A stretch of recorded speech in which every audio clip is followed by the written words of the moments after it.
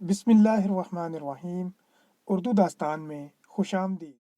सीरत ख़ातमुल अंबिया हज़रत मोहम्मद मुस्तफ़ा सल्लल्लाहु अलैहि वसल्लम। हज़रत इब्राहीम अलैहिस्सलाम के बेटे हज़रत इस्माईल अलैहिस्सलाम के 12 बेटे थे। इनकी नस्ल इस कदर हुई कि मक्का मुकरमा में न समा सकी और पूरे हिजाज में फैल गई। इनके एक बेटे क़ैदार की औलाद में अदनान हुए। अदनान के बेटे माद और पोते का नाम नज़ार था। नज़ार के 4 बेटे थे, इनमें से एक का नाम मदर था।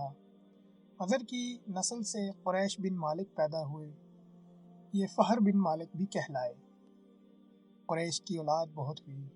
इनकी औलाद मुख्तलिफ कबीलों में बट गई। इनकी औलाद से कसई ने इक़्तिदार हासिल किया। कसई के आगे 3 बेटे हुए। इनमें से एक अब्द मनाफ थे, जिनकी अगली नस्ल में हाशिम पैदा हुए। हाशिम ने मदीना के एक सरदार की लड़की से शादी की। इनके यहाँ एक लड़का पैदा हुआ। इसका नाम शेबा रखा गया। ये पैदा ही हुआ था कि हाशिम का इंतकाल हो गया। इनके भाई मतलब मक्का के हाकिम हुए। हाशिम का बेटा मदीना मुनव्वरा में परवरिश पाता रहा। जब मतलब को मालूम हो गया कि वो जवान हो गया है तो भतीजे को लेने के लिए खुद मदीना गए। इसे लेकर मक्का मुकरमा पहुँचे तो लोगों ने ख्याल किया ये नौजवान इनका ग़ुलाम है। मतलब ने लोगों को बताया ये हाशिम का बेटा और मेरा भतीजा है। इसके बावजूद लोगों ने उसे मतलब का ग़ुलाम ही कहना शुरू कर दिया। इस तरह शेबा को अब्दुल मतलब कहा जाने लगा। इन्हीं अब्दुल मतलब के यहाँ अबू तालिब, हमज़ा, अब्बास, अब्दुल्ला, अबू लहब, हारिस, ज़ुबैर, ज़रार और अब्दुर्रहमान पैदा हुए। इनके बेटे अब्दुल्ला से हमारे नबी हज़रत मोहम्मद मुस्तफ़ा सल्लल्लाहु अलैहि वसल्लम पैदा हुए। अब्दुल मतलब के तमाम बेटों में हज़रत अब्दुल्ला सबसे ज़्यादा खूबसूरत और सबसे ज़्यादा पाक दामन थे। अब्दुल मतलब को ख्वाब में ज़मज़म का कुआं खोदने का हुक्म दिया गया। यानी हज़रत इस्माईल अलैहिस्सलाम के इस कुएं को कबीला जरहम के सरदार मज़ाद ने पाट दिया था। कबीला जरहम के लोग इस ज़माना में मक्का के सरदार थे, बैतुल्लाह के निगरान थे। उन्होंने बैतुल्लाह की बेहुरमती शुरू कर दी। इनका सरदार मज़ाज बिन उम्र था। वो अच्छा आदमी था। इसने अपने कबीले को समझाया कि बैतुल्लाह की बेहुरमती न करो, मगर इन पर असर न हुआ।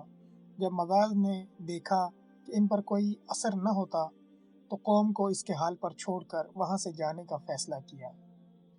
इसने तमाम माल दौलत, तलवारें और ज़रहें वग़ैरह खाने काबा से निकाल कर ज़मज़म के कुएं में डाल दी और मिट्टी से इसको बंद कर दिया। कुआं इससे पहले ही खुश्क हो चुका था, अब इसका नामो निशान भी मिट गया। मुद्दतों ये कुआं बंद पड़ा रहा। इसके बाद बनु खज़ाआ ने बनु जरहम को वहाँ से मार भगाया। बनु खज़ाआ और कसई की सरदारी का ज़माना इसी हालत में गुजरा। कुआं बंद रहा यहाँ तक कि कसई के बाद अब्दुल मतलब का ज़माना आ गया। उन्होंने ख्वाब देखा। ख्वाब में इन्हें ज़मज़म के कुएं की जगह दिखाई गई और इसके खोदने का हुक्म दिया गया। हज़रत अली रज़ियल्लाहु ताला अन्हु से रिवायत है कि अब्दुल मतलब ने बताया, मैं हजर अस्वद के मकाम पर सो रहा था कि मेरे पास एक आने वाला आया। इसने मुझसे कहा, तय्यबा को खोदो। मैंने इससे पूछा, तय्यबा क्या है, मगर वो कुछ बताए बगैर चला गया। दूसरी तरफ रात फिर ख्वाब में वही शख्स आया। कहने लगा, बर्रा को खोदो। मैंने पूछा, बर्रा क्या है, वो कुछ बताए बगैर चला गया। तीसरी रात में अपने बिस्तर पर सो रहा था कि फिर वही शख्स ख्वाब में आया। उसने कहा, मजनूना को खोदो। मैंने पूछा, मजनूना क्या है, वो बताए बगैर चला गया। इससे अगली रात मैं फिर बिस्तर पर सो रहा था कि वही शख्स फिर आया और बोला, ज़मज़म खोदो। मैंने इससे पूछा, ज़मज़म क्या है। इस बार इसने कहा, ज़मज़म वो है जिसका पानी कभी ख़त्म नहीं होता, जो हाजियों के बड़े बड़े मजमुओं को सैराब करता है। अब्दुल मतलब कहते हैं, मैंने इससे पूछा, ये कुआं किस जगह है। इसने बताया, जहाँ गंदगी और खून पड़ा है और कौवा ठूंगे मार रहा है। दूसरे दिन अब्दुल मतलब अपने बेटे हारिस के साथ वहाँ गए। इस वक्त इनके यहाँ यही एक लड़का था। उन्होंने देखा वहाँ गंदगी और खून पड़ा था और एक कौवा ठूंगे मार रहा था। इस जगह के दोनों तरफ बुत थे اور یہ گندگی اور خون ان بتوں پر قربان کیے جانے والے جانوروں کا تھا۔ پوری نشانی مل گئی تو عبد المطلب کدال لے کے آئے اور کھدائی کے لیے تیار ہو گئے، لیکن اس وقت قریش وہاں آ پہنچے۔ انہوں نے کہا، اللہ کی قسم ہم تمہیں یہاں کھدائی نہیں کرنے دیں گے۔ تم ہمارے ان دونوں بتوں کے درمیان کنواں کھودنا چاہتے ہو جہاں ہم ان کے لیے قربانیاں کرتے ہیں۔ عبد المطلب نے ان کی بات سن کر اپنے بیٹے حارث سے کہا، تم ان لوگوں کو میرے قریب نہ آنے دو، میں کھدائی کا کام کرتا رہوں گا، اس لیے کہ مجھے جس کام کا حکم دیا گیا ہے میں اس کو ضرور پورا کروں گا۔ قریش نے جب دیکھا کہ وہ باز آنے والے نہیں تو رک گئے۔ آخر انہوں نے کھدائی شروع کر دی۔ جلد ہی کنویں کے آثار نظر آنے لگے۔ یہ دیکھ کر انہوں نے اللہ اکبر کا نعرہ لگایا اور پکار اٹھے، یہ دیکھو یہ اسماعیل علیہ السلام کی تعمیر ہے۔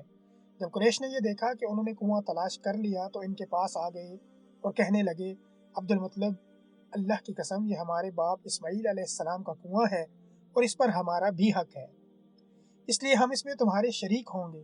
یہ سن کر عبد المطلب نے کہا، میں تمہیں اس میں شریک نہیں کر سکتا، یہ مجھ اکیلے کا کام ہے۔ اس پر قریش نے کہا، تب پھر اس معاملے میں ہم تم سے جھگڑا کریں گے۔ عبد المطلب بولے، کسی سے فیصلہ کروا لو۔ انہوں نے بنو سعد ابن حزیم کی کاہنہ سے فیصلہ کرانا منظور کیا۔ یہ کاہنہ ملک شام کے بالائی علاقے میں رہتی تھی۔ آخر عبد المطلب اور دوسرے قریش اس کی طرف روانہ ہوئے۔ عبد المطلب کے ساتھ عبد مناف کے لوگوں کی ایک جماعت تھی، جبکہ دیگر قبائل قریش کی بھی ایک ایک جماعت ساتھ تھی۔ اس زمانہ میں ملک حجاز اور شام کے درمیان ایک بیابان میدان تھا، وہاں کہیں پانی نہیں تھا۔ اس میدان میں ان کا پانی ختم ہو گیا، سب لوگ پیاس سے بے حال ہو گئے، یہاں تک کہ انہیں اپنی موت کا یقین ہو گیا۔ انہوں نے قریش کے دوسرے لوگوں سے پانی مانگا، لیکن انہوں نے پانی دینے سے انکار کر دیا۔ اب انہوں نے ادھر ادھر پانی تلاش کرنے کا ارادہ کیا۔ عبد المطلب اٹھ کر اپنی سواری کے پاس آئے، یوں ہی ان کی سواری اٹھی، اس کے پاؤں کے نیچے سے پانی کا چشمہ ابل پڑا۔ انہوں نے پانی کو دیکھ کر اللہ اکبر کا نعرہ لگایا، پھر عبد المطلب سواری سے اتر آئے۔ سب نے خوب سیر ہو کر پانی پیا اور اپنے مشکیزیں بھر لیے۔ اب انہوں نے قریش کی دوسری جماعت سے کہا، آؤ تم بھی سیر ہو کر پانی پی لو۔ اب وہ بھی آگے آئے اور خوب پانی پیا۔ پانی پینے کے بعد وہ بولے، اللہ کی قسم اے عبد المطلب یہ تو تمہارے حق میں فیصلہ ہو گیا، اب ہم زمزم کے بارے میں تم سے کبھی جھگڑا نہیں کریں گے۔ جس ذات نے تمہیں اس بیابان میں سیراب کر دیا وہی ذات تمہیں زمزم سے بھی سیراب کرے گا، اس لیے یہیں سے واپس چلو۔ اس طرح قریش نے جان لیا کہ اللہ تعالیٰ عبد المطلب پر مہربان ہے، لہٰذا ان سے جھگڑنا بے سود ہے اور کاہنہ کے پاس جانے کا کوئی فائدہ نہیں۔ چنانچہ سب لوگ واپس لوٹے۔ واپس آ کر عبد المطلب نے پھر کنویں کی کھدائی شروع کی۔ ابھی تھوڑی سی کھدائی کی ہوگی کہ مال، دولت، تلواریں اور زرہیں نکل آئیں۔ اس میں سونا اور چاندی وغیرہ بھی تھی۔ یہ مال و دولت دیکھ کر قریش کے لوگوں کو لالچ نے آ گھیرا۔ انہوں نے عبد المطلب سے کہا، عبد المطلب اس میں ہمارا بھی حصہ ہے۔ ان کی بات سن کر عبد المطلب نے کہا، نہیں، اس میں تمہارا کوئی حصہ نہیں، تمہیں انصاف کا طریقہ اختیار کرنا چاہیے۔ آؤ 500 کے تیروں سے قرعہ ڈالیں۔ انہوں نے ایسا کرنا منظور کر لیا۔ 2 تیر کعبے کے نام سے رکھے گئے، 2 عبد المطلب کے اور 2 قریش کے باقی لوگوں کے نام کے۔ پانسا پھینکا گیا تو مال اور دولت کعبہ کے نام نکلا، تلواریں اور زرہیں عبد المطلب کے نام اور قریشیوں کے نام کے جو تیر تھے وہ کسی چیز پر نہ نکلے۔ اس طرح فیصلہ ہو گیا۔ عبد المطلب نے کعبے کے دروازے کو سونے سے سجا دیا۔ زمزم کی کھدائی سے پہلے عبد المطلب نے دعا مانگی تھی کہ اے اللہ اس کی کھدائی کو مجھ پر آسان کر دے، میں اپنا ایک بیٹا تیرے راستے میں ذبح کروں گا۔ اب جب کہ کنواں نکل آیا تو انہیں خواب میں حکم دیا گیا، اپنی منت پوری کرو، یعنی ایک بیٹے کو ذبح کرو۔ عبد المطلب کو یہ حکم اس وقت دیا گیا جب وہ اپنی منت بھول چکے تھے۔ پہلے خواب میں ان سے کہا گیا منت پوری کرو۔ انہوں نے ایک مینڈھا ذبح کر کے غریبوں کو کھلا دیا۔ پھر خواب آیا اس سے بڑی پیش کرو۔ اس مرتبہ انہوں نے ایک بیل ذبح کر دیا۔ خواب میں پھر یہی کہا گیا اس سے بھی بڑی پیش کرو۔ اب انہوں نے اونٹ ذبح کیا۔ پھر خواب آیا اس سے بھی بڑی چیز پیش کرو۔ انہوں نے پوچھا اس سے بھی بڑی چیز کیا ہے؟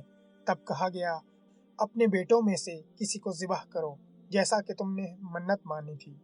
اب انہیں اپنی منت یاد آئی، اپنے بیٹوں کو جمع کیا، ان سے منت کا ذکر کیا، سب کے سر جھک گئے، کون خود کو ذبح کرواتا۔ آخر عبداللہ بولے، ابا جان آپ مجھے ذبح کر دیں۔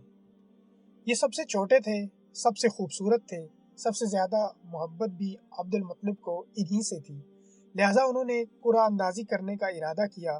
تمام بیٹوں کے نام لکھ کر قرعہ ڈالا گیا، عبداللہ کا نام نکلا۔ اب انہوں نے چھری لی، عبداللہ کو بازو سے پکڑا اور انہیں ذبح کرنے کے لیے نیچے لٹا دیا۔ یوں ہی انہوں نے بیٹے کو لٹایا، عباس سے ضبط نہ ہو سکا، فوراً آگے بڑھے اور بھائی کو کھینچ لیا۔ اس وقت یہ خود بھی بہت چھوٹے سے تھے۔ ادھر باپ نے عبداللہ کو کھینچا، اس کھینچا تانی میں عبداللہ کے چہرے پر خراشیں بھی آئیں، ان خراشوں کے نشانات مرتے دم تک باقی رہے۔ اسی دوران بنو مخزوم کے لوگ آ گئے، انہوں نے کہا آپ اس طرح بیٹے کو ذبح نہ کریں، اس کی ماں کی زندگی خراب ہو جائے گی، اپنے رب کو راضی کرنے کے لیے بیٹے کا فدیہ دے دیں۔ اب سوال یہ تھا کہ فدیہ کیا دیا جائے۔ اس کی ترکیب یہ بتائی گئی کہ کاغذ کے ایک ٹکڑے پر 10 اونٹ لکھے جائیں، دوسرے پر عبداللہ کا نام لکھا جائے۔ اگر 10 اونٹ والی پرچی نکلی تو 10 اونٹ قربان کر دیے جائیں، اگر عبداللہ والی پرچی نکلی تو 10 اونٹ کا اضافہ کر دیا جائے، پھر 20 اونٹ والی پرچی اور عبداللہ والی پرچی ڈالی جائے۔ اب اگر 20 اونٹ والی پرچی نکلے تو 20 اونٹ قربان کر دیے جائیں، ورنہ 10 اونٹ اور بڑھا دیے جائیں۔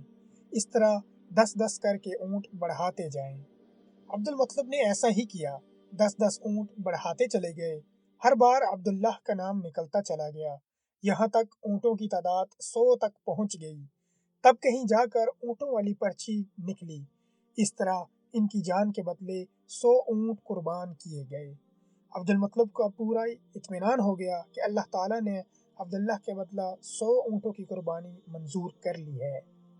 انہوں نے کعبے کے پاس 100 اونٹ قربان کیے اور کسی کو کھانے سے نہ روکا، سب انسانوں، جانوروں اور پرندوں نے ان کو کھایا۔ امام ظہری کہتے ہیں کہ عبد المطلب پہلے آدمی ہیں جنہوں نے آدمی کی جان کی قیمت 100 اونٹ دینے کا طریقہ شروع کیا۔ اس سے پہلے 10 اونٹ دیے جاتے تھے، اس کے بعد یہ طریقہ سارے عرب میں جاری ہو گیا، گویا قانون بن گیا کہ آدمی کا فدیہ 100 اونٹ ہے۔ نبی کریم صلی اللہ علیہ وآلہ وسلم کے سامنے جب یہ ذکر آیا تو آپ نے اس فدیہ کی تصدیق فرمائی، یعنی فرمایا کہ یہ درست ہے، اور اسی بنیاد پر نبی کریم صلی اللہ علیہ وآلہ وسلم فرماتے ہیں، میں 2 ذبیحوں یعنی حضرت اسماعیل علیہ السلام اور حضرت عبداللہ کی اولاد ہوں۔ حضرت عبداللہ قریش میں سب سے زیادہ حسین تھے، ان کا چہرہ روشن ستارہ کی مانند تھا۔ قریش کی بہت سی لڑکیاں ان سے شادی کرنا چاہتی تھیں، مگر حضرت عبداللہ کی حضرت آمنہ سے شادی ہوئی۔ حضرت آمنہ وہب بن عبد مناف بن زہرہ کی بیٹی تھیں۔ شادی کے وقت حضرت عبداللہ کی عمر 18 سال تھی۔ یہ شادی کے لیے اپنے والد کے ساتھ جا رہے تھے، راستہ میں ایک عورت کعبہ کے پاس بیٹھی نظر آئی۔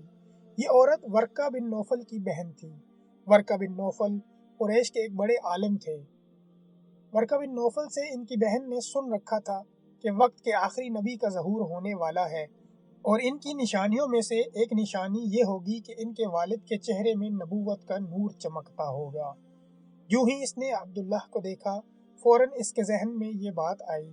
اس نے سوچا ہو نہ ہو یہ وہ شخص ہے جو پیدا ہونے والے آخری نبی کے باپ ہوں گے۔ چنانچہ اس نے کہا اگر تم مجھ سے شادی کر لو تو میں بدلہ میں تمہیں اتنے ہی اونٹ دوں گی جتنے تمہاری جان کے بدلے میں ذبح کیے گئے تھے۔ اس پر انہوں نے جواب دیا میں اپنے باپ کے ساتھ ہوں، ان کی مرضی کے خلاف کچھ نہیں کر سکتا، نہ ان سے الگ ہو سکتا ہوں، اور میرے والد باعزت آدمی ہیں، اپنی قوم کے سردار ہیں۔ بہرحال ان کی شادی حضرت آمنہ سے ہو گئی۔ آپ قریش کی عورتوں میں نسب اور مقام کے اعتبار سے افضل تھیں۔ حضرت آمنہ حضرت عبداللہ کے گھر آ گئیں۔ آپ فرماتی ہیں جب میں ماں بننے والی ہوئی تو میرے پاس ایک شخص آیا، یعنی ایک فرشتہ انسانی شکل میں آیا۔ اس وقت میں جاگنے اور سونے کے درمیانی حالت میں تھی۔ اس نے مجھ سے کہا کیا تمہیں معلوم ہے تم اس امت کی سردار اور نبی کی ماں بننے والی ہو؟ اس کے بعد وہ پھر آیا، اس وقت جب نبی صلی اللہ علیہ وآلہ وسلم پیدا ہونے والے تھے۔ اس مرتبہ اس نے کہا جب تمہارے ہاں پیدائش ہو تو کہنا میں اس بچے کے لیے اللہ کی پناہ چاہتی ہوں ہر حسد کرنے والے کے شر اور برائی سے۔ پھر تم اس بچے کا نام محمد رکھنا، کیونکہ ان کا نام تورات میں احمد ہے اور زمین اور آسمان والے ان کی تعریف کرتے ہیں، جبکہ قرآن میں ان کا نام محمد ہے اور قرآن ان کی کتاب ہے۔ ایک روایت کے مطابق فرشتے نے ان سے یہ کہا، تم وقت کے سردار کی ماں بننے والی ہو۔ اس بچے کی نشانی یہ ہوگی کہ اس کے ساتھ ایک نور ظاہر ہوگا جس سے ملک شام اور بصرہ کے محلات بھر جائیں گے۔ جب وہ بچہ پیدا ہو جائے گا تو اس کا نام محمد رکھنا، کیونکہ تورات میں ان کا نام احمد ہے کہ آسمان اور زمین والے ان کی تعریف کرتے ہیں، اور انجیل میں ان کا نام احمد ہے کہ آسمان اور زمین والے ان کی تعریف کرتے ہیں، اور قرآن میں ان کا نام محمد ہے۔ حضرت عبداللہ کے چہرے میں جو نور چمکتا تھا، شادی کے بعد وہ حضرت آمنہ کے چہرے میں آ گیا تھا۔ امام ظاہری فرماتے ہیں، حاکم نے یہ روایت بیان کی ہے اور اس کو صحیح قرار دیا ہے کہ صحابہ رضی اللہ عنہم نے حضور نبی کریم صلی اللہ علیہ وآلہ وسلم سے عرض کیا، اے اللہ کے رسول، ہمیں اپنے بارے میں کچھ بتائیے۔ آپ صلی اللہ علیہ وآلہ وسلم نے ارشاد فرمایا، میں اپنے باپ ابراہیم علیہ السلام کی دعا ہوں، اپنے بھائی عیسیٰ علیہ السلام کی بشارت ہوں اور خوشخبری ہوں۔ جب میں اپنی والدہ کے شکم میں آیا تو انہوں نے دیکھا گویا ان سے ایک نور ظاہر ہوا ہے جس سے ملک شام میں بصرہ کے محلات روشن ہو گئے۔ حضرت آمنہ نے حضرت حلیمہ سعدیہ سے فرمایا تھا، میرے اس بچے کی شان نرالی ہے، یہ میرے پیٹ میں تھے تو مجھے کوئی بوجھ اور تھکن محسوس نہیں ہوئی۔ حضرت عیسیٰ علیہ السلام وہ آخری پیغمبر ہیں جنہوں نے آپ صلی اللہ علیہ وآلہ وسلم کی آمد کی خوشخبری سنائی ہے۔ اس بشارت کا ذکر قرآن میں بھی ہے۔ اللہ تعالیٰ فرماتے ہیں، اور اسی طرح وہ وقت بھی قابل ذکر ہے جبکہ عیسیٰ ابن مریم علیہ السلام نے فرمایا کہ اے بنی اسرائیل، میں تمہارے پاس اللہ کا بھیجا ہوا آیا ہوں کہ مجھ سے پہلے جو تورات آ چکی ہے میں اس کی تصدیق کرنے والا ہوں، اور میرے بعد جو ایک رسول آنے والا ہے ان کا نام مبارک احمد ہوگا، میں ان کی بشارت دینے والا ہوں۔ اب چونکہ حضرت عیسیٰ علیہ السلام یہ بشارت سنا چکے تھے، اس لیے ہر دور کے لوگ آپ صلی اللہ علیہ وآلہ وسلم کی آمد کا بے چینی سے انتظار کر رہے تھے۔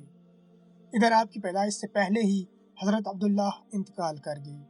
سابقہ کتب میں آپ کی نبوت کی ایک علامت یہ بھی بتائی گئی ہے کہ آپ کے والد کا انتقال آپ کی ولادت سے پہلے ہو جائے گا۔ حضرت عبداللہ ایک تجارتی قافلے کے ساتھ تجارت کے لیے گئے تھے، اس دوران بیمار ہو گئے اور کمزور ہو کر واپس لوٹے۔ قافلہ مدینہ منورہ سے گزرا تو حضرت عبداللہ اپنی ننہال یعنی بنو نجار کے ہاں ٹھہرے۔ ان کی والدہ بنو نجار سے تھیں، 1 ماہ تک بیمار رہے اور انتقال کر گئے، انہیں یہیں دفن کر دیا گیا۔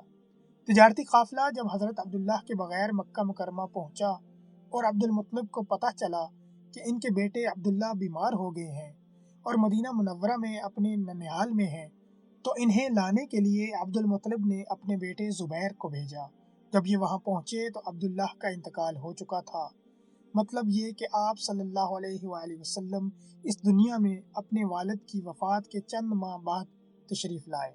حضرت ابن عباس رضی اللہ عنہ کہتے ہیں کہ حضور نبی کریم صلی اللہ علیہ وآلہ وسلم اس دنیا میں تشریف لائے تو آپ کی ناف کٹی ہوئی تھی، آپ ختنہ شدہ پیدا ہوئے۔ عبد المطلب یہ دیکھ کر بے حد حیران ہوئے اور خوش بھی۔ وہ کہا کرتے تھے، میرا بیٹا نرالی شان کا ہوگا۔ آپ کی پیدائش سے پہلے مکہ کے لوگ خشک سالی اور قحط کا شکار تھے، لیکن جو ہی آپ کے دنیا میں تشریف لانے کا وقت قریب آیا، بارشیں شروع ہو گئیں، خشک سالی دور ہو گئی، درخت ہرے بھرے ہو گئے اور پھلوں سے لد گئے، زمین پر سبزہ ہی سبزہ نظر آنے لگا۔ پیدائش کے وقت آپ اپنے ہاتھوں پر جھکے ہوئے تھے، سر آسمان کی طرف تھا۔ ایک روایت کے الفاظ یہ ہیں کہ گھٹنوں کے بل جھکے ہوئے تھے، مطلب یہ کہ سجدے کسی حالت میں تھے۔ آپ کی مٹھی بند تھی اور شہادت کی انگلی اٹھی ہوئی تھی، جیسا کہ ہم نماز میں اٹھاتے ہیں۔ حضور انور صلی اللہ علیہ وآلہ وسلم فرماتے ہیں، جب میری والدہ نے مجھے جنم دیا تو ان سے ایک نور نکلا، اس نور سے شام کے محلات جگمگا اٹھے۔ آپ صلی اللہ علیہ وآلہ وسلم کی والدہ سیدہ آمنہ فرماتی ہیں، محمد صلی اللہ علیہ وآلہ وسلم کی پیدائش کے وقت ظاہر ہونے والے نور کی روشنی میں مجھے بصرہ میں چلنے والے اونٹوں کی گردنیں تک نظر آئیں۔ علامہ سہلی رحم اللہ نے لکھا ہے کہ جب آپ پیدا ہوئے تو آپ نے اللہ کی تعریف کی۔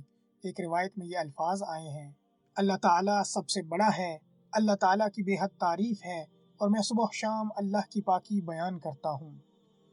آپ کی ولادت کس دن ہوئی؟ اس بات پر سب کا اتفاق ہے کہ وہ پیر کا دن تھا۔ آپ صبح فجر طلوع ہونے کے وقت دنیا میں تشریف لائے۔ تاریخ پیدائش کے سلسلے میں بہت سے قول ہیں۔ ایک روایت کے مطابق 12 ربیع الاول کو پیدا ہوئے، ایک روایت 8 ربیع الاول کی ہے، ایک روایت 2 ربیع الاول کو پیدا ہوئے۔ اس سلسلے میں اور بھی بہت سی روایات ہیں۔ زیادہ تر مورخین کا خیال ہے کہ آپ 8 ربیع الاول کو پیدا ہوئے۔ تقویم کے طریقہ کے حساب سے جب تاریخ نکالی گئی تو 9 ربیع الاول نکلی۔ مطلب یہ کہ اس بارے میں بالکل صحیح بات کسی کو معلوم نہیں۔ اس پر سب کا اتفاق ہے کہ مہینہ ربیع الاول کا تھا اور دن پیر کا۔ یہ بھی کہا جاتا ہے کہ آپ کو پیر کے دن ہی نبوت ملی۔ پیر کے روز ہی آپ نے مدینہ منورہ کی طرف ہجرت فرمائی اور پیر کے روز ہی آپ کی وفات ہوئی۔ آپ عام الفیل میں پیدا ہوئے، یعنی ہاتھیوں والے سال میں۔ اس سال کو ہاتھیوں والا سال اس لیے کہا جاتا ہے کہ ابرہہ نے ہاتھیوں کے ساتھ مکہ مکرمہ پر چڑھائی کی تھی۔ آپ کی پیدائش اس واقعہ کے کچھ ہی دن بعد ہوئی تھی۔ واقعہ کچھ اس طرح ہے کہ ابرہہ یمن کا عیسائی حاکم تھا۔ حج کے دنوں میں اس نے دیکھا کہ لوگ بیت اللہ کا حج کرنے جاتے ہیں۔ اس نے اپنے لوگوں سے پوچھا، یہ لوگ کہاں جاتے ہیں؟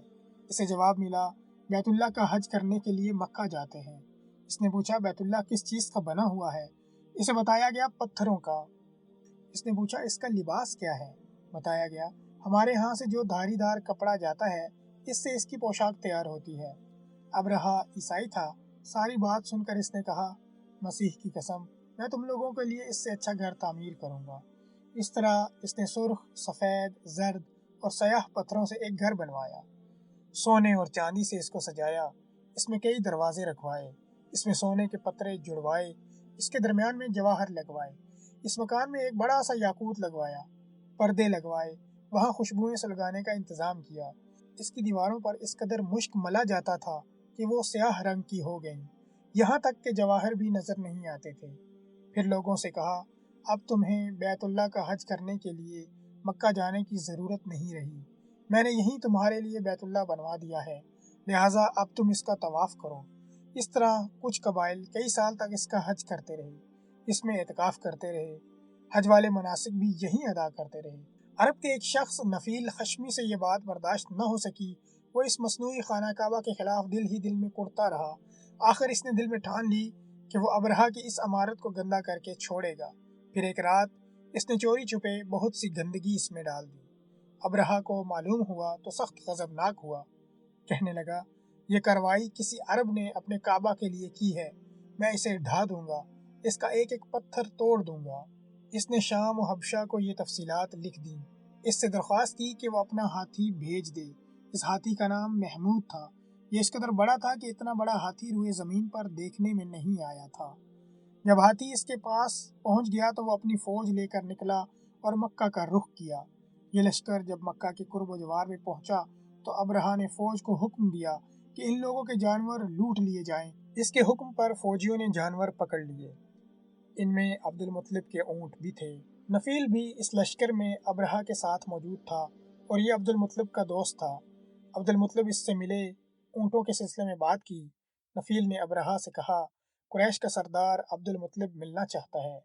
یہ شخص تمام عرب کا سردار ہے، شرف اور بزرگی اسے حاصل ہے، لوگوں میں اس کا بہت بڑا اثر ہے، لوگوں کو اچھے اچھے گھوڑے دیتا ہے، انہیں عطیات دیتا ہے، کھانا کھلاتا ہے۔ یہ گویا عبد المطلب کا تعارف تھا۔ ابرہہ نے انہیں ملاقات کے لیے بلا لیا۔ ابرہہ نے ان سے پوچھا، بتائیے آپ کیا چاہتے ہیں؟ انہوں نے جواب دیا، میں چاہتا ہوں میرے اونٹ مجھے واپس مل جائیں۔ ان کی بات سن کر ابرہہ بہت حیران ہوا۔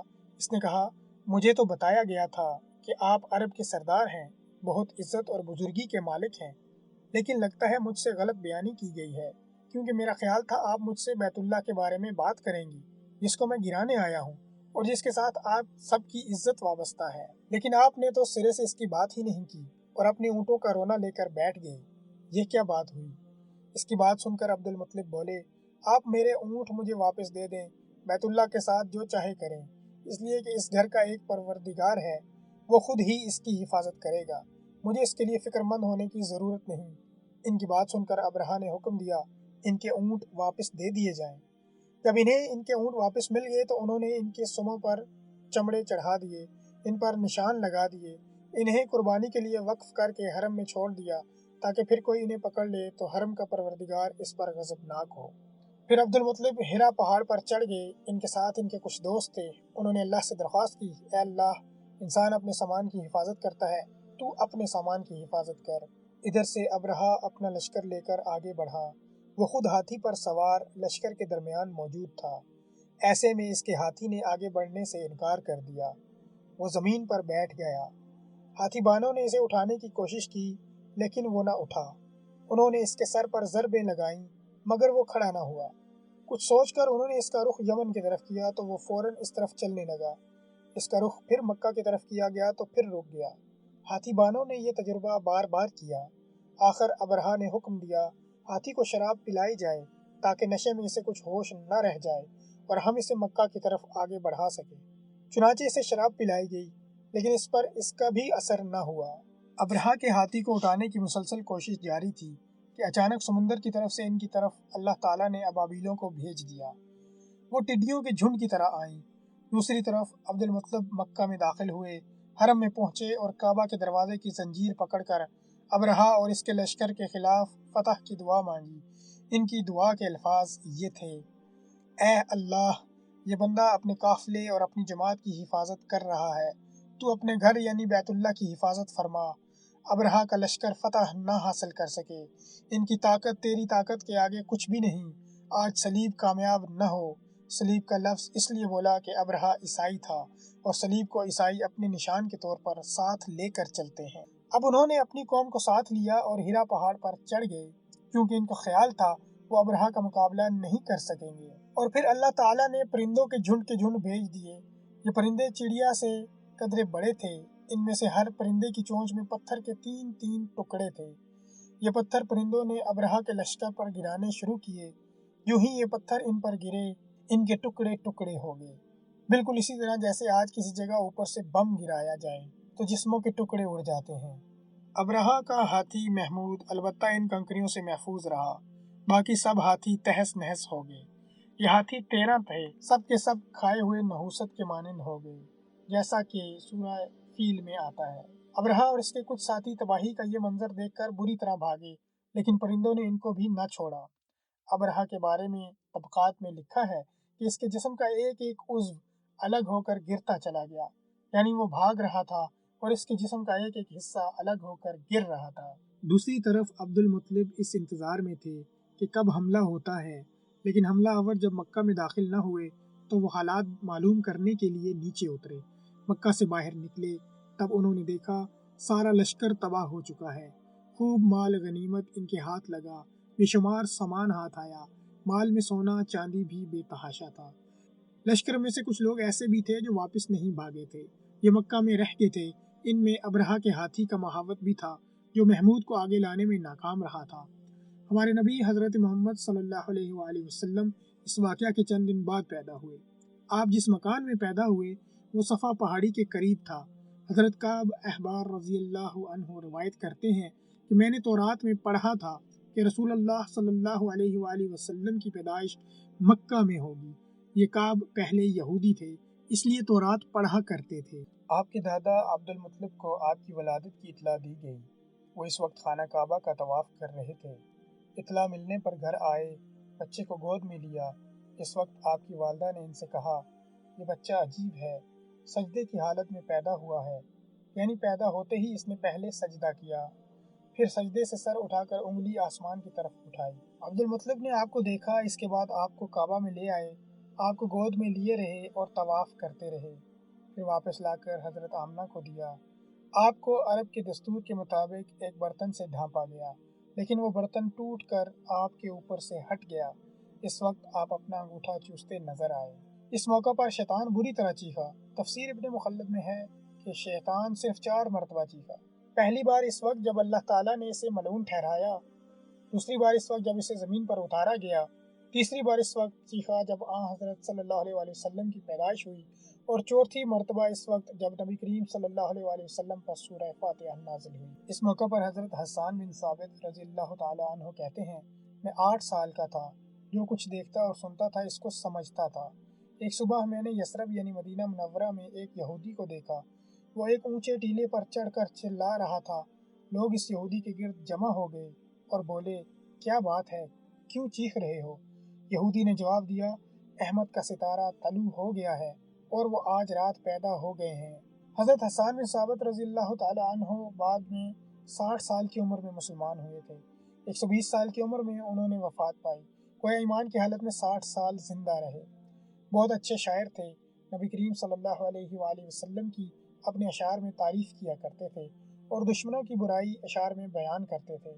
غزوات کے موقع پر اشعار کے ذریعے مسلمانوں کو جوش دلاتے تھے۔ اسی بنیاد پر انہیں شاعر رسول صلی اللہ علیہ وآلہ وسلم کا خطاب ملا تھا۔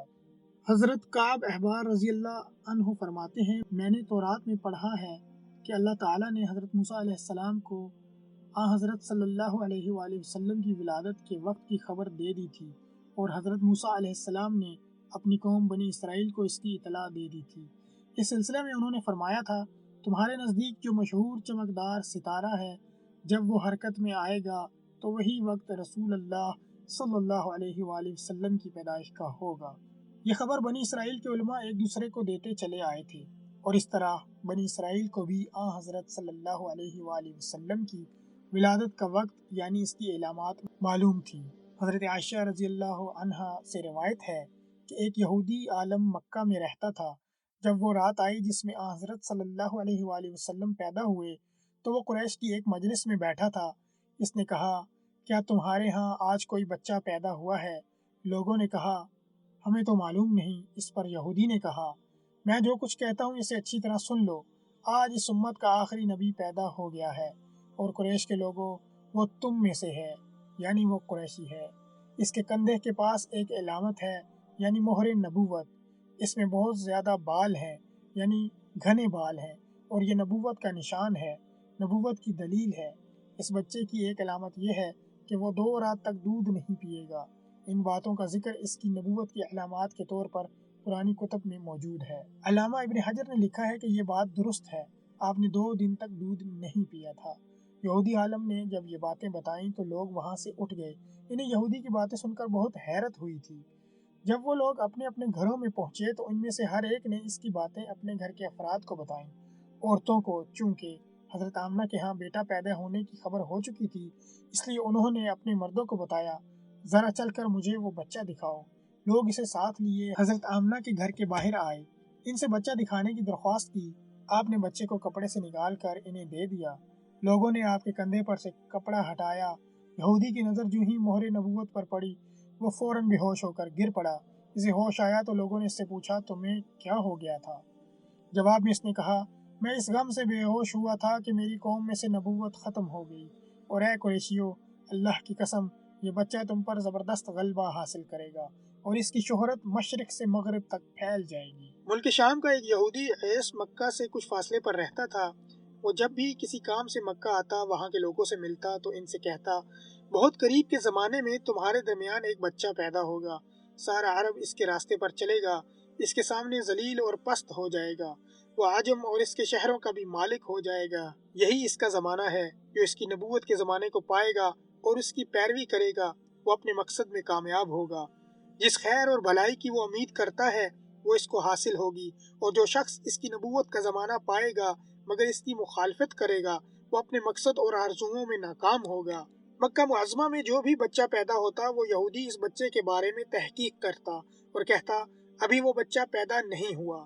آخر جب نبی کریم صلی اللہ علیہ وآلہ وسلم اس دنیا میں تشریف لائے تو عبد المطلب اپنے گھر سے نکل کر اس یہودی کے پاس پہنچے۔ اس کی عبادت گاہ کے دروازے پر پہنچ کر انہوں نے آواز دی، عیس۔ اس نے پوچھا، کون ہے؟ انہوں نے اپنا نام بتایا۔ پھر اس سے پوچھا، تم اس بچے کے بارے میں کیا کہتے ہو؟ اس نے انہیں دیکھا، پھر بولا، ہاں، تم ہی اس کے باپ ہو سکتے ہو۔ بے شک وہ بچہ پیدا ہو گیا ہے جس کے بارے میں نے تم لوگوں سے کہا تھا، وہ ستارہ آج طلوع ہو گیا ہے۔ اس بچے کی پیدائش کی علامت ہے، اور اس کی علامت یہ ہے کہ اس وقت اس بچے کو درد ہو رہا ہے۔ یہ تکلیف اسے 3 دن رہے گی اور اس کے بعد یہ ٹھیک ہو جائے گا۔ راہب نے جو یہ کہا تھا کہ بچہ 3 دن تک تکلیف میں رہے گا، تو اس کی تفصیل یہ ہے کہ آپ نے 3 دن تک دودھ نہیں پیا تھا۔ اور یہودی نے جو یہ کہا تھا کہ ہاں، آپ ہی اس کے باپ ہو سکتے ہیں، اس سے یہ مراد ہے کہ عربوں میں دادا کو بھی باپ کہہ دیا جاتا ہے۔ اور نبی کریم صلی اللہ علیہ وآلہ وسلم نے ایک بار خود فرمایا تھا، میں عبد المطلب کا بیٹا ہوں۔ یہودی نے عبد المطلب سے یہ بھی کہا تھا، اس بارے میں اپنی زبان بند رکھیں، یعنی کسی کو کچھ نہ بتائیں، ورنہ لوگ اس بچے سے زبردست حسد کریں گے، اتنا حسد کریں گے کہ آج تک کسی سے نہیں کیا، اور اس کی اس قدر سخت مخالفت ہوگی کہ دنیا میں کسی اور کی اتنی مخالفت نہیں ہوئی۔ پوتے کے متعلق یہ باتیں سن کر عبد المطلب نے ایس سے پوچھا، اس بچے کی عمر کتنی ہوگی؟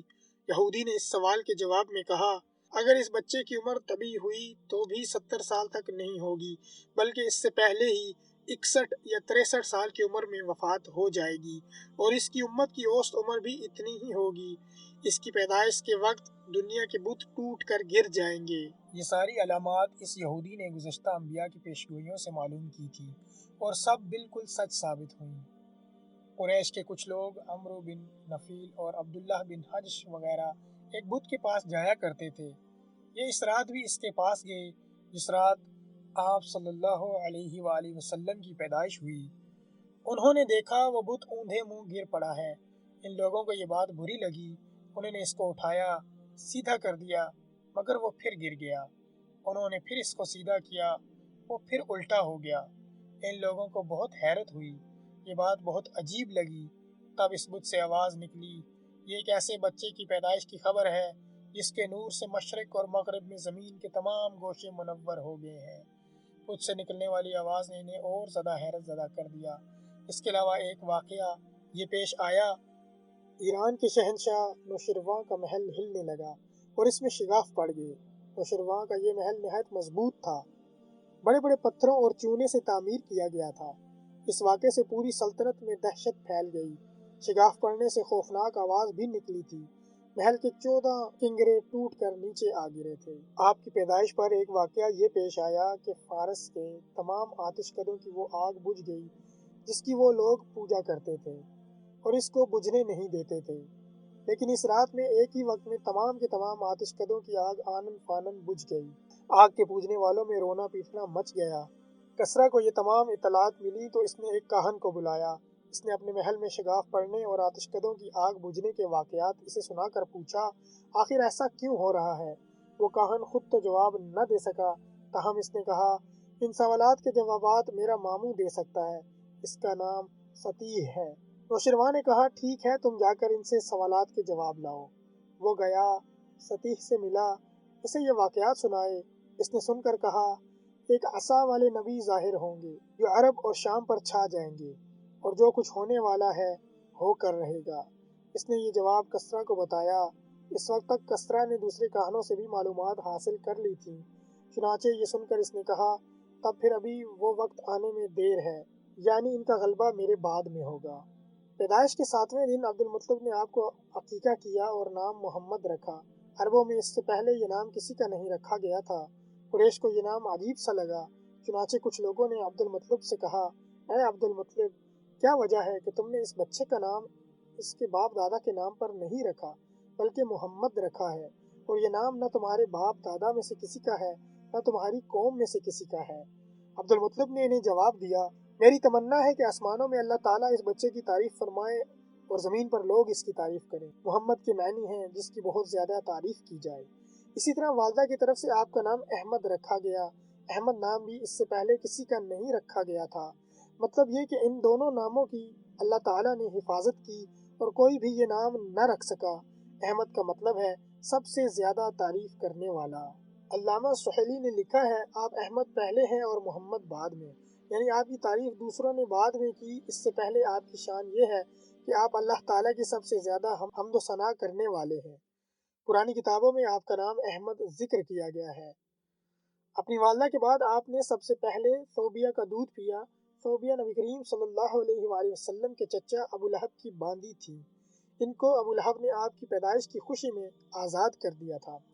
ثوبیہ نے آپ کو چند دن تک دودھ پلایا۔ انہی دنوں ثوبیہ کے ہاں اپنا بیٹا پیدا ہوا تھا۔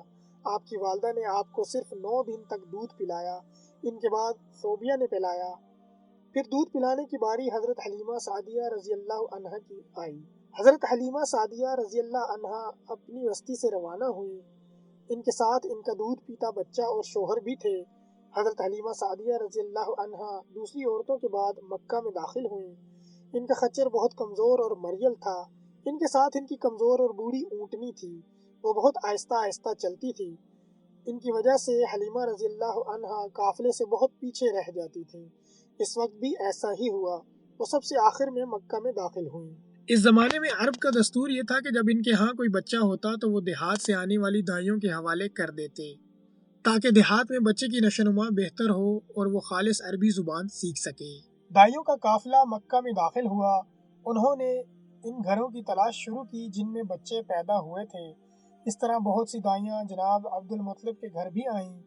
نبی کریم صلی اللہ علیہ وآلہ وسلم کو دیکھا، لیکن جب انہیں معلوم ہوا کہ یہ بچہ تو یتیم پیدا ہوا ہے تو اس خیال سے چھوڑ کر آگے بڑھ گئیں کہ یتیم بچے کے گھرانے سے انہیں کیا ملے گا۔ اس طرح دائیاں آتی رہیں، جاتی رہیں، کس نے آپ کو دودھ پلانا منظور نہ کیا، اور کرتی بھی کیسے۔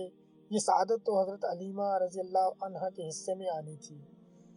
جب حلیمہ رضی اللہ عنہا مکہ پہنچی تو انہیں معلوم ہوا سب عورتوں کو کوئی نہ کوئی بچہ مل گیا ہے اور اب صرف وہ بغیر بچے کے رہ گئی ہیں، اور اب کوئی بچہ باقی نہیں بچا۔ ہاں، ایک یتیم بچہ ضرور باقی ہے جسے دوسری عورتیں چھوڑ گئی ہیں۔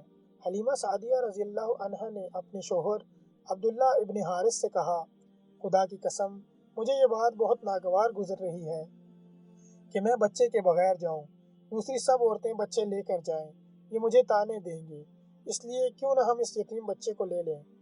عبداللہ بن حارث بولے، کوئی حرج نہیں، ہو سکتا ہے اللہ اسی بچے کے ذریعے ہمیں خیر و برکت عطا فرما دیں۔ چنانچہ حضرت حلیمہ سعدیہ رضی اللہ عنہا عبد المطلب کے گھر گئیں۔ جناب عبد المطلب اور حضرت آمنہ نے انہیں خوش آمدید کہا۔ پھر حضرت آمنہ انہیں بچے کے پاس لے آئیں۔ آپ اس وقت ایک اونی چادر میں لپٹے ہوئے تھے، وہ چادر سفید رنگ کی تھی، آپ کے نیچے ایک سبز رنگ کا ریشمی کپڑا تھا، آپ سیدھے لیٹے ہوئے تھے، آپ کے سانس کی آواز کے ساتھ مشک کی سی خوشبو نکل کر پھیل رہی تھی۔ حلیمہ سعدیہ رضی اللہ عنہا آپ کے حسن و جمال کو دیکھ کر حیرت زدہ رہ گئیں۔ آپ اس وقت سوئے ہوئے تھے، انہوں نے جگانا مناسب نہ سمجھا، لیکن جو ہی انہوں نے پیار سے اپنا ہاتھ آپ کے سینے پر رکھا، آپ مسکرا دیے اور آنکھیں کھول کر ان کی طرف دیکھنے لگے۔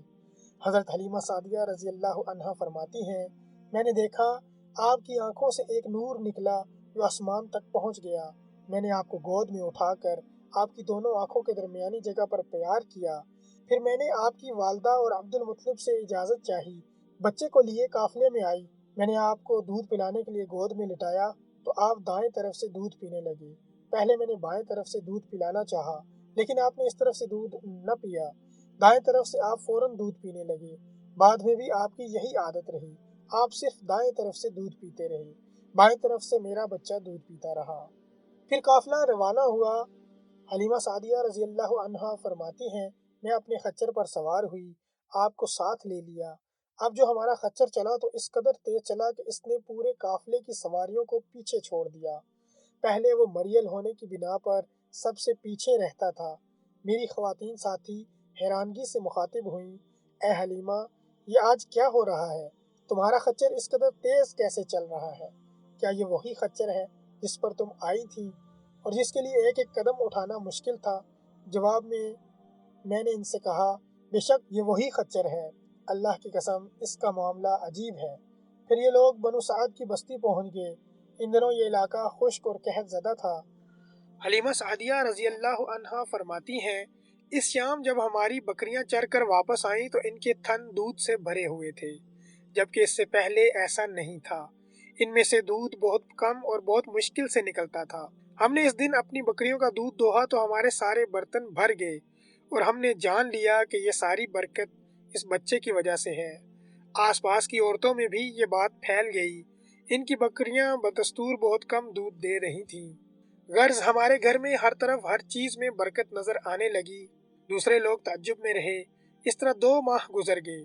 2 ماہ میں ہی آپ چلنے پھرنے لگے۔ آپ 8 ماہ کے ہوئے تو باتیں کرنے لگے اور آپ کی باتیں سمجھ میں آتی تھیں۔ 9 ماہ کی عمر میں تو آپ بہت صاف گفتگو کرنے لگے۔ اس دوران آپ کی بہت سی برکات دیکھنے میں آئیں۔ حلیمہ سعدیہ فرماتی ہیں، جب میں آپ کو اپنے گھر لے آئی تو بنو سعد کا کوئی گھرانہ ایسا نہ تھا جس سے مشک کی خوشبو نہ آتی ہو۔ اس طرح سب لوگ آپ سے محبت کرنے لگے۔ جب ہم نے آپ کا دودھ چھڑایا تو آپ کی زبان مبارک سے یہ الفاظ نکلے، اللہ تعالیٰ بہت بڑا ہے، اللہ تعالیٰ کے لیے بے حد تعریف ہے اور اس کے لیے صبح و شام پاکی ہے۔ پھر جب آپ صلی اللہ علیہ وآلہ وسلم 2 سال کے ہو گئے تو ہم آپ کو لے کر آپ کی والدہ کے پاس آئے۔ اس عمر کو پہنچنے کے بعد بچوں کو ماں باپ کے حوالے کر دیا جاتا تھا۔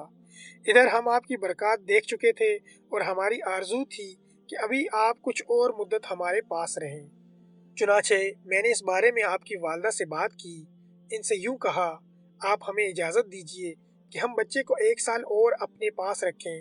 میں ڈرتی ہوں کہیں اس پر مکہ کی بیماریوں اور آب و ہوا کا اثر نہ ہو جائے۔ جب ہم نے ان سے بار بار کہا تو حضرت آمنہ مان گئیں اور ہم آپ کو پھر اپنے گھر لے آئے۔ جب آپ کچھ بڑے ہو گئے تو باہر نکل کر بچوں کو دیکھتے تھے، وہ آپ کو کھیلتے نظر آتے، آپ ان کے نزدیک نہ جاتے۔ ایک روز آپ نے مجھ سے پوچھا، امی جان کیا بات ہے، دن میں میرے بھائی بہن نظر نہیں آتے؟ آپ اپنے دودھ شریک بھائی عبداللہ اور بہنوں انیسہ اور شیمہ کے بارے میں پوچھ رہے تھے۔ حلیمہ رضی اللہ عنہا فرماتی، میں نے آپ کو بتایا وہ صبح سویرے بکریاں چرانے جاتے ہیں، شام کے بعد گھر آتے ہیں۔ یہ جان کر آپ نے فرمایا، تب مجھے بھی ان کے ساتھ بھیج دیا کریں۔ اس کے بعد آپ اپنے بھائی بہنوں کے ساتھ جانے لگے، آپ خوش خوش جاتے اور واپس آتے۔ ایسے میں ایک دن میرے بچے خوف زدہ انداز میں دوڑتے ہوئے آئے اور گھبرا کر بولے، امی جان جلدی چلیے ورنہ بھائی محمد صلی اللہ علیہ وآلہ وسلم ختم ہو جائیں گے۔ یہ سن کر ہمارے تو ہوش اڑ گئے، دوڑ کر وہاں پہنچے۔ ہم نے آپ کو دیکھا، آپ کھڑے ہوئے تھے، رنگ اڑا ہوا تھا، چہرے پر زردی چھائی ہوئی تھی، اور یہ اس لیے نہیں تھا کہ آپ کو سینہ چاک کیے جانے سے کوئی تکلیف ہوئی تھی، بلکہ ان فرشتوں کو دیکھ کر آپ کی حالت ہوئی تھی۔ حلیمہ سعدیہ رضی اللہ عنہا فرماتی ہیں، ہم نے آپ سے پوچھا کیا ہوا تھا؟ آپ نے بتایا، میرے پاس 2 آدمی آئے تھے، وہ سفید کپڑے پہنے ہوئے تھے، وہ دونوں حضرت جبرائیل اور حضرت میکائیل علیہ السلام تھے۔ ان دونوں میں سے ایک نے کہا، کیا یہ وہی ہیں؟ دوسرے نے جواب دیا، ہاں یہ وہی ہیں۔ پھر وہ دونوں میرے قریب آئے، مجھے پکڑا اور لٹا دیا۔ اس کے بعد انہوں نے میرا پیٹ چاک کیا اور اس میں سے کوئی چیز تلاش کرنے لگے۔ آخر انہیں وہ چیز مل گئی اور انہوں نے اسے باہر نکال کر پھینک دیا۔ میں نہیں جانتا وہ کیا چیز تھی۔ اس چیز کے بارے میں دوسری روایات میں یہ وضاحت ملتی ہے کہ وہ سیاہ رنگ کا ایک دانہ سا تھا۔ یہ انسان کے جسم میں شیطان کا گھر ہوتا ہے اور شیطان انسان کے بدن میں یہیں سے اثرات ڈالتا ہے۔ حلیمہ سعدیہ رضی اللہ عنہا فرماتی ہیں، پھر ہم آپ کو گھر لے آئے۔ اس وقت میرے شوہر عبداللہ بن حارث نے مجھ سے کہا، حلیمہ مجھے ڈر ہے کہ اس بچے کو کوئی نقصان نہ پہنچ جائے، اس لیے اسے اس کے گھر والوں کے پاس واپس پہنچا دو۔ میں نے کہا ٹھیک ہے۔ پھر ہم آپ کو لے کر مکہ مکرمہ کی طرف روانہ ہوئے۔ جب میں مکہ کے بالائی علاقے میں پہنچی تو آپ اچانک غائب ہو گئے، میں حواس باختہ ہو گئی۔ حلیمہ سعدیہ فرماتی ہیں، میں پریشانی کی حالت میں مکہ پہنچی۔ آپ کے دادا عبد المطلب کے پاس پہنچتے ہی میں نے کہا، میں آج رات محمد کو لے کر آ رہی تھی۔ جب میں بالائی علاقے میں پہنچی تو وہ اچانک کہیں گم ہو گئے، اب خدا کی قسم میں نہیں جانتی وہ کہاں ہے۔ عبد المطلب یہ سن کر فوراً کعبہ کے پاس کھڑے ہو گئے، انہوں نے آپ کے مل جانے کے لیے دعا کی، پھر آپ کی تلاش میں روانہ ہوئے۔ ان کے ساتھ ورقہ بن نوفل بھی تھے۔ غرض دونوں تلاش کرتے کرتے تہامہ کی وادی میں پہنچے۔ ایک درخت کے نیچے انہیں ایک لڑکا کھڑا نظر آیا۔ اس درخت کی شاخیں بہت گھنی تھیں۔ عبد المطلب نے پوچھا، لڑکے تم کون ہو؟ حضور صلی اللہ علیہ وآلہ وسلم چونکہ اس وقت تک قد نکال چکے تھے، اس لیے عبد المطلب پہچان نہ سکے۔ آپ کا قد تیزی سے بڑھ رہا تھا۔ جواب میں آپ نے فرمایا، میں محمد بن عبداللہ بن عبد المطلب ہوں۔ یہ سن کر عبد المطلب بولے، تم پر میری جان قربان، میں ہی تمہارا دادا عبد المطلب ہوں۔ پھر انہوں نے آپ کو اٹھا کر سینے سے لگایا اور رونے لگے۔ آپ کو گھوڑے پر اپنے آگے بٹھایا اور مکہ کی طرف چل پڑے۔ گھر آ کر انہوں نے بکریاں اور گائیں ذبح کیں اور مکے والوں کی دعوت کی۔ آپ کے مل جانے کے بعد حضرت حلیمہ سعدیہ حضرت آمنہ کے پاس آئیں تو انہوں نے پوچھا، حلیمہ اب آپ بچے کو کیوں لے آئیں؟ آپ کی تو خواہش تھی کہ یہ ابھی آپ کے پاس اور رہیں۔ انہوں نے جواب دیا، یہ اب بڑے ہو گئے ہیں اور اللہ کی قسم میں اپنی ذمہ داری پوری کر چکی ہوں۔ میں خوف محسوس کرتی ہوں کہیں انہیں کوئی حادثہ نہ پیش آ جائے، لہٰذا انہیں آپ کے سپرد کرتی ہوں۔ حضرت آمنہ کو یہ جواب سن کر حیرت ہوئی، بولی، مجھے سچ سچ بتاؤ کہ ماجرا کیا ہے؟ تب انہوں نے سارا حال کہہ سنایا۔ حلیمہ سعدیہ نے دراصل کئی عجیب و غریب واقعات دیکھے تھے، ان واقعات کی وجہ سے وہ بہت پریشان ہو گئی تھیں۔ پھر سینہ مبارک چاک کیے جانے والا واقعہ پیش آیا تو وہ آپ کو فوری طور پر واپس کرنے پر مجبور ہوئیں۔ وہ چند واقعات حضرت حلیمہ رضی اللہ عنہا اس طرح بیان کرتی ہیں۔ ایک مرتبہ یہودیوں کی ایک جماعت میرے پاس سے گزری۔ یہ لوگ آسمانی کتاب تورات کو ماننے کا دعویٰ کرتے تھے۔ میں نے ان سے کہا کہ آپ لوگ میرے اس بیٹے کے بارے میں کچھ بتا سکتے ہیں؟ ساتھ ہی میں نے حضور اکرم صلی اللہ علیہ وآلہ وسلم کی پیدائش کے بارے میں انہیں تفصیلات سنائیں۔ یہودی تفصیلات سن کر آپس میں کہنے لگے اس بچے کو قتل کر دینا چاہیے۔ یہ کہہ کر انہوں نے پوچھا کیا یہ بچہ یتیم ہے؟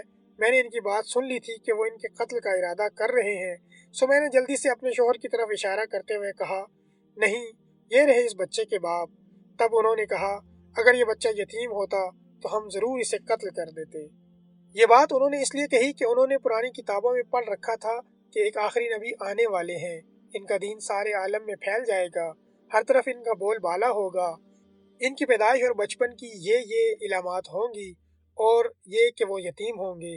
اب چونکہ ان سے حلیمہ سعدیہ نے یہ کہہ دیا کہ یہ بچہ یتیم نہیں ہے تو انہوں نے خیال کر لیا کہ یہ وہ بچہ نہیں ہے۔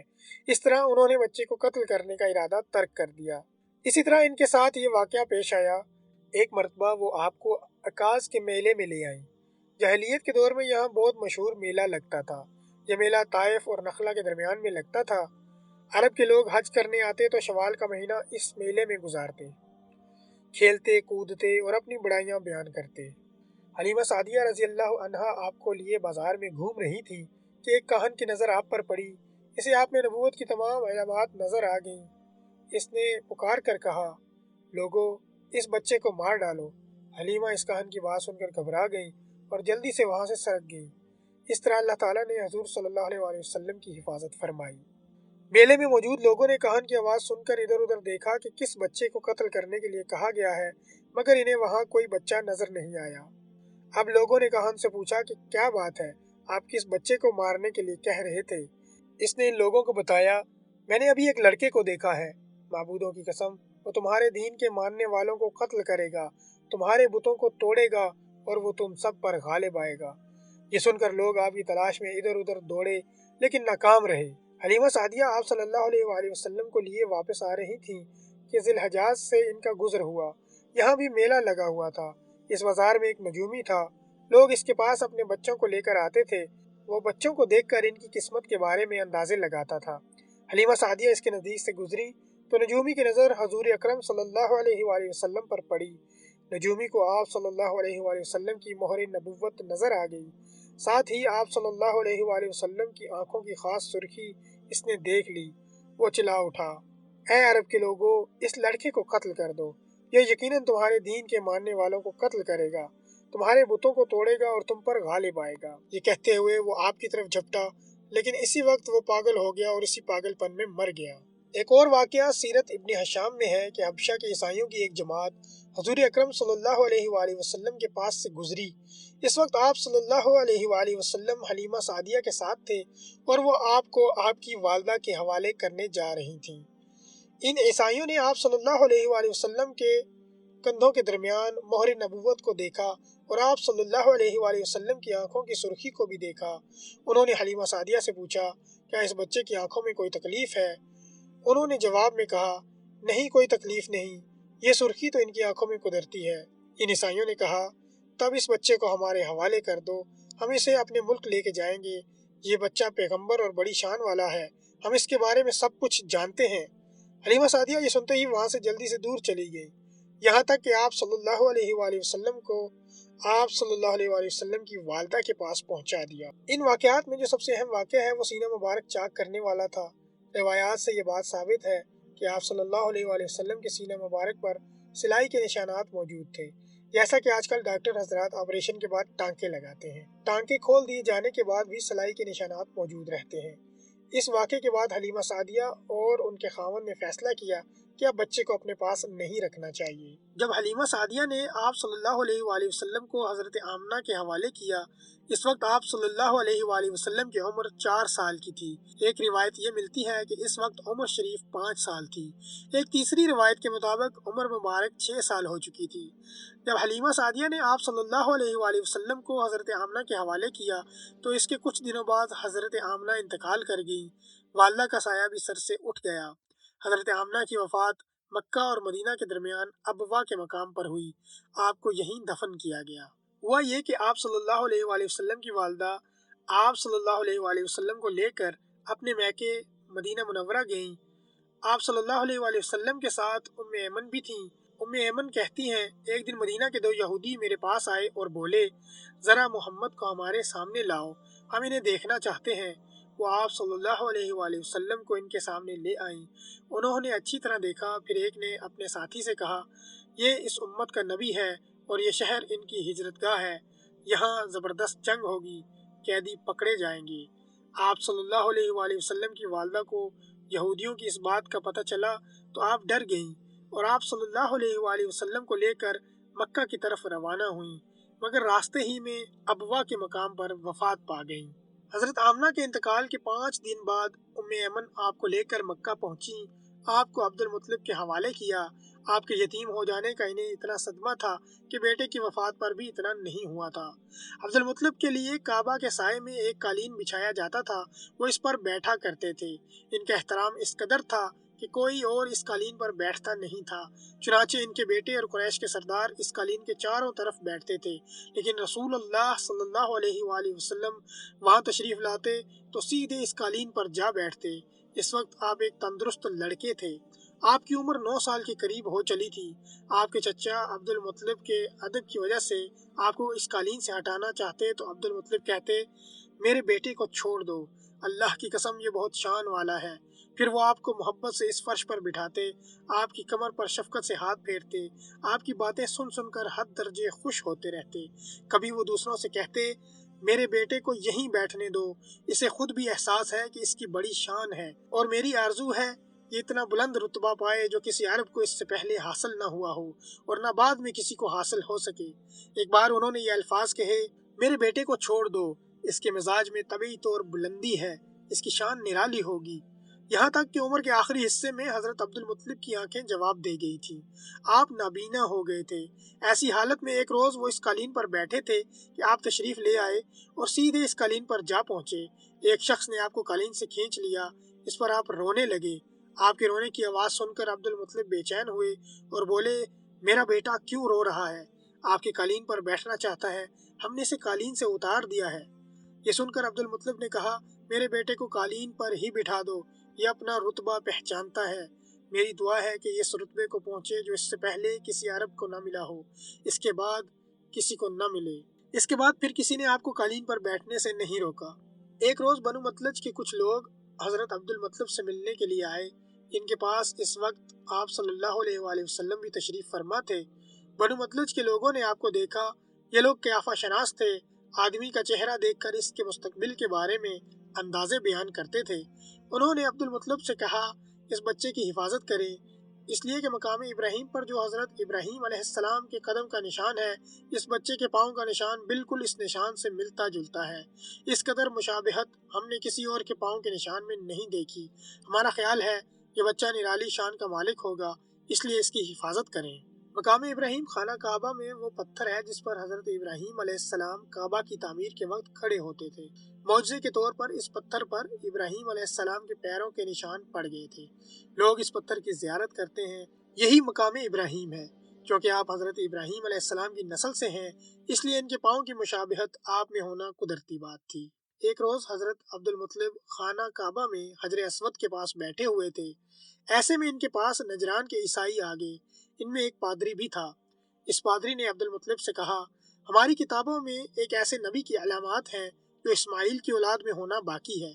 یہ شہر اس کی جائے پیدائش ہوگا، اس کی یہ نشانیاں ہوں گی۔ ابھی یہ بات ہو رہی تھی کہ کوئی شخص آپ کو لے کر وہاں آ پہنچا۔ پادری کی نظر جو ہی آپ پر پڑی، وہ چونک اٹھا۔ آپ کی آنکھوں، کمر اور پیروں کو دیکھ کر وہ چلا اٹھا، وہ نبی یہی ہیں، یہ تمہارے کیا لگتے ہیں؟ عبد المطلب بولے، یہ میرے بیٹے ہیں۔ اس پر وہ پادری بولا، اوہ، تب یہ وہ نہیں، اس لیے کہ ہماری کتابوں میں لکھا ہے کہ اس کے والد کا انتقال اس کی پیدائش سے پہلے ہو جائے گا۔ یہ سن کر عبد المطلب بولے، یہ دراصل میرا پوتا ہے، اس کے باپ کا انتقال اس وقت ہو گیا تھا جب یہ پیدا بھی نہیں ہوا تھا۔ اس پر پادری بولا، ہاں، یہ بات ہوئی نا، آپ اس کی پوری طرح حفاظت کریں۔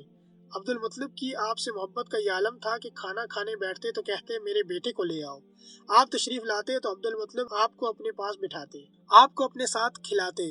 بہت زیادہ عمر والے ایک صحابی حیدہ بن معاویہ رضی اللہ عنہ کہتے ہیں، میں ایک مرتبہ اسلام سے پہلے جاہلیت کے زمانے میں حج کے لیے مکہ معظمہ گیا، وہاں بیت اللہ کا طواف کر رہا تھا۔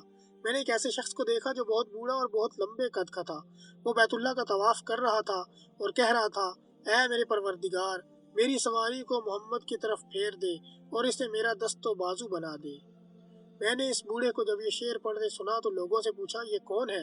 لوگوں نے بتایا یہ عبد المطلب بن ہاشم ہے، انہوں نے اپنے پوتے کو اپنے ایک اونٹ کی تلاش میں بھیجا ہے، وہ اونٹ گم ہو گیا ہے اور وہ پوتا ایسا ہے جب بھی کسی گمشدہ چیز کی تلاش میں اسے بھیجا جاتا ہے تو وہ چیز لے کر ہی آتا ہے۔ پوتے سے پہلے یہ اپنے بیٹوں کو اس اونٹ کی تلاش میں بھیج چکے ہیں لیکن وہ ناکام لوٹ آئے ہیں۔ اب چونکہ پوتے کو گئے ہوئے دیر ہو گئی ہے اس لیے پریشان ہیں اور دعا مانگ رہے ہیں۔ تھوڑی ہی دیر گزری تھی کہ میں نے دیکھا کہ آپ صلی اللہ علیہ وآلہ وسلم اونٹ کو لیے تشریف لا رہے ہیں۔ عبد المطلب نے آپ کو دیکھ کر کہا، میرے بیٹے، میں تمہارے لیے اس قدر فکر مند ہو گیا تھا کہ شاید اس کا اثر کبھی میرے دل سے نہ جائے۔ عبد المطلب کی بیوی کا نام رقیہ بنت ابو سیفی تھا۔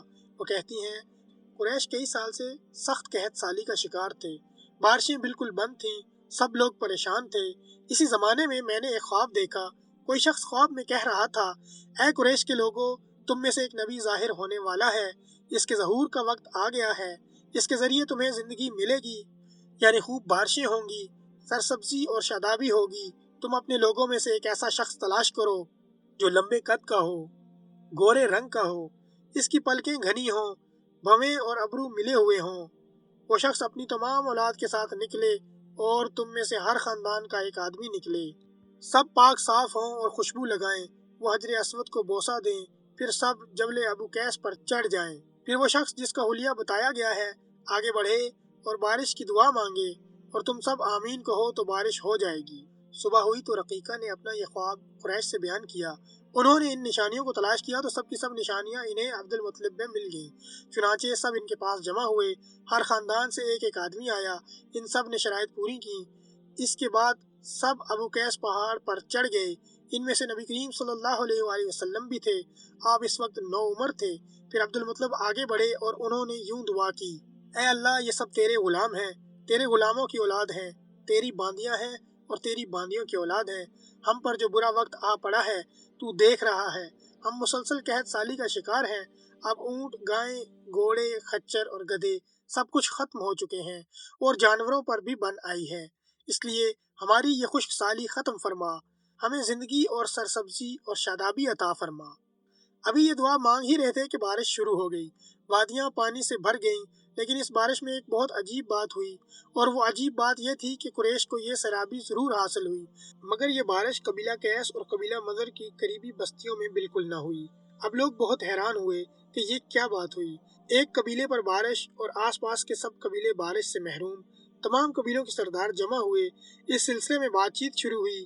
ایک سردار نے کہا، ہم زبردست قحط اور خشک سالی کا شکار ہیں، جبکہ قریش کو اللہ تعالیٰ نے بارش عطا کی ہے اور یہ عبد المطلب کی وجہ سے ہوا ہے، اس لیے ہم سب ان کے پاس چلتے ہیں، اگر وہ ہمارے لیے دعا کر دیں تو شاید اللہ ہمیں بھی بارش دے دے۔ یہ مشورہ سب کو پسند آیا، چنانچہ یہ لوگ مکہ معظمہ میں آئے اور عبد المطلب سے ملے، انہیں سلام کیا، پھر ان سے کہا، اے عبد المطلب، ہم کئی سال سے خشک سالی کا شکار ہیں، ہمیں آپ کی برکت کے بارے میں معلوم ہوا ہے، اس لیے مہربانی فرما کر آپ ہمارے لیے بھی دعا کریں، اس لیے کہ اللہ نے آپ کی دعا سے قریش کو بارش عطا کی ہے۔ ان کی بات سن کر عبد المطلب نے کہا، اچھی بات ہے، میں کل میدان عرفات میں آپ لوگوں کے لیے بھی دعا کروں گا۔ دوسرے دن صبح سویرے عبد المطلب میدان عرفات کی طرف روانہ ہوئے، ان کے ساتھ دوسرے لوگوں کے علاوہ ان کے بیٹے اور اللہ کے رسول صلی اللہ علیہ وآلہ وسلم بھی تھے۔ عرفات کے میدان میں عبد المطلب کے لیے ایک کرسی بچھائی گئی، وہ اس پر بیٹھ گئے، نبی کریم صلی اللہ علیہ وآلہ وسلم کو انہوں نے گود میں بٹھا لیا، پھر انہوں نے ہاتھ اٹھا کر یوں دعا کی، اے اللہ، چمکنے والی بجلی کے پروردگار اور کڑکنے والی گرج کے مالک، پالنے والوں کے پالنے والے اور مشکلات کو آسان کرنے والے، یہ قبیلہ قیس اور قبیلہ مضر کے لوگ ہیں، یہ بہت پریشان ہیں، ان کی کمریں جھک گئی ہیں، یہ تجھ سے اپنی لاچاری اور بے کسی کی فریاد کرتے ہیں اور جان و مال کی بربادی کی شکایت کرتے ہیں، بس اے اللہ، ان کے لیے خوب برسنے والے بادل بھیج دے اور آسمان سے ان کے لیے رحمت عطا فرما تاکہ ان کی زمینیں سرسبز ہو جائیں اور ان کی تکالیف دور ہو جائیں۔ عبد المطلب ابھی یہ دعا کر ہی رہے تھے کہ ایک سیاہ بادل اٹھا، عبد المطلب کی طرف آیا اور اس کے بعد اس کا رخ قبیلہ قیس اور بنو مضر کی بستیوں کی طرف ہو گیا۔ یہ دیکھ کر عبد المطلب نے کہا، اے گروہ قریش اور مضر، جاؤ تمہیں سیرابی حاصل ہوگی۔ چنانچہ یہ لوگ جب اپنی بستیوں میں پہنچے تو وہاں بارش شروع ہو چکی تھی۔ آپ 7 سال کے ہو چکے تھے کہ آپ کی آنکھیں دکھنے کو آ گئیں۔ مکہ میں آنکھوں کا علاج کرایا گیا لیکن افاقہ نہ ہوا۔ عبد المطلب سے کسی نے کہا، عکاظ کے بازار میں ایک راہب رہتا ہے، وہ آنکھوں کی تکالیف کا علاج کرتا ہے۔ عبد المطلب آپ کو اس کے پاس لے گئے۔ اس کی عبادت گاہ کا دروازہ بند تھا، انہوں نے اسے آواز دی، راہب نے کوئی جواب نہ دیا۔ اچانک عبادت گاہ میں شدید زلزلہ آیا، راہب ڈر گیا کہ کہیں عبادت خانہ اس کے اوپر نہ گر پڑے، اس لیے ایک دم باہر نکل آیا۔ اب اس نے آپ کو دیکھا تو چونک اٹھا۔ اس نے کہا، اے عبد المطلب، یہ لڑکا اس امت کا نبی ہے، اگر میں باہر نہ نکل آتا تو یہ عبادت گاہ ضرور مجھ پر گر پڑتی۔ اس لڑکے کو فوراً واپس لے جاؤ اور اس کی حفاظت کرو، کہیں یہودیوں یا عیسائیوں میں سے کوئی اسے قتل نہ کر دے۔ پھر اس نے کہا، اور رہی بات ان کی آنکھوں کی، تو آنکھوں کی دعا تو خود ان کے پاس موجود ہے۔ عبد المطلب یہ سن کر حیران ہوئے اور بولے، ان کے اپنے پاس ہے؟ میں سمجھا نہیں۔ ہاں، ان کا لعاب دہن ان کی آنکھوں میں لگائیں۔ انہوں نے ایسے ہی کیا، آنکھیں فوراً ٹھیک ہو گئیں۔ پرانی آسمانی کتابوں میں آپ کی بہت سی نشانیاں لکھی ہوئی تھیں، اس کی تفصیل بہت دلچسپ ہے۔ یمن میں ایک قبیلہ حمیر تھا، وہاں ایک شخص سیف بن یزن تھا، وہ سیف حمیری کہلاتا تھا۔ کسی زمانے میں اس کے باپ دادا اس ملک پر حکومت کرتے تھے، لیکن پھر حبشیوں نے یمن پر حملہ کیا اور اس پر قبضہ کر لیا۔ وہاں حبشیوں کی حکومت ہو گئی۔ 70 سال تک یمن حبشیوں کے قبضے میں رہا۔ جب یہ سیف بڑا ہوا تو اس کے اندر اپنے باپ دادا کے ملک آزاد کروانے کی امنگ پیدا ہوئی، چنانچہ اس نے ایک فوج تیار کی۔ اس فوج کے ذریعے حبشیوں پر حملہ کیا اور انہیں یمن سے بھگا دیا۔ اس طرح وہ اپنے باپ دادا کے ملک کو آزاد کرانے میں کامیاب ہو گیا، وہاں کا بادشاہ بن گیا۔ یہ یمن عرب کا علاقہ تھا۔ جب اس پر حبشیوں نے قبضہ کیا تھا تو عربوں کو بہت افسوس ہوا۔ جب یمن کے لوگوں نے حبشیوں کو نکال باہر کیا تو عربوں کو بہت خوشی ہوئی۔ ان کی خوشی کی ایک وجہ تو یہ تھی کہ انہی حبشیوں نے ابرہہ کے ساتھ مکہ پر چڑھائی کی تھی۔ چاروں طرف سے عربوں کے وفد سیف کو مبارکباد دینے کے لیے آنے لگے۔ قریش کا بھی ایک وفد مبارکباد دینے کے لیے گیا۔ اس وفد کے سردار عبد المطلب تھے۔ یہ وفد جب یمن پہنچا تو سیف اپنے محل میں تھا، اس کے سر پر تاج تھا، سامنے تلوار رکھی تھی اور حمیری سردار اس کے دائیں بائیں بیٹھے تھے۔ سیف کو قریش کے وفد کی آمد کے بارے میں بتایا گیا۔ اسے یہ بھی بتایا گیا کہ یہ لوگ کس رتبے کے ہیں۔ اس نے ان لوگوں کو آنے کی اجازت دے دی۔ یہ وفد دربار میں پہنچا۔ عبد المطلب آگے بڑھ کر اس کے سامنے جا کھڑے ہوئے۔ انہوں نے بات کرنے کی اجازت چاہی۔ سیف نے کہا، اگر تم بادشاہوں کے سامنے بولنے کے آداب سے واقف ہو تو ہماری طرف سے اجازت ہے۔ تب عبد المطلب نے کہا، اے بادشاہ، ہم کعبہ کے خادم ہیں، اللہ کے گھر کے محافظ ہیں، ہم آپ کو مبارکباد دینے آئے ہیں۔ یمن پر حبشی حکومت ہمارے لیے بھی بوجھ بنی ہوئی تھی، آپ کو مبارک ہو۔ آپ کے اس کارنامے سے آپ کے بزرگوں کو بھی عزت ملے گی اور آنے والی نسلوں کو بھی وقار حاصل ہوگا۔ سیف ان کے الفاظ سن کر بہت خوش ہوا، بے اختیار بول اٹھا، اے شخص، تم کون ہو؟ کیا نام ہے تمہارا؟ انہوں نے کہا، میرا نام عبد المطلب بن ہاشم ہے۔ سیف نے ہاشم کا نام سن کر کہا، تب تو تم ہماری بہن کے لڑکے ہو۔ عبد المطلب کی والدہ مدینے کے قبیلے خزرج کی تھیں اور خزرج کا قبیلہ دراصل یمن کا تھا، اس لیے سیف نے ہاشم کا نام سن کر کہا، تب تو تم ہماری بہن کے لڑکے ہو۔ پھر اس نے کہا، ہم آپ سب کو خوش آمدید کہتے ہیں، آپ کے جذبات کی قدر کرتے ہیں۔ اس کے بعد قریش کے وفد کو سرکاری مہمان خانے میں ٹھہرا دیا گیا، ان کی خوب خاطر مدارت کی گئی، یہاں تک کہ 1 ماہ گزر گیا۔ 1 ماہ کی مہمان نوازی کے بعد سیف نے انہیں بلایا۔ عبد المطلب کو اپنے پاس بلا کر اس نے کہا، اے عبد المطلب، میں اپنے علم کے پوشیدہ رازوں میں سے ایک راز تمہیں بتا رہا ہوں، تمہارے علاوہ کوئی اور ہوتا تو میں ہرگز نہ بتاتا۔ تم اس راز کو اس وقت تک راز ہی رکھنا جب تک کہ خود اللہ تعالیٰ اس راز کو ظاہر نہ فرما دے۔ ہمارے پاس ایک پوشیدہ کتاب ہے، وہ پوشیدہ رازوں کا ایک خزانہ ہے، ہم دوسروں سے اس کو چھپا کر رکھتے ہیں۔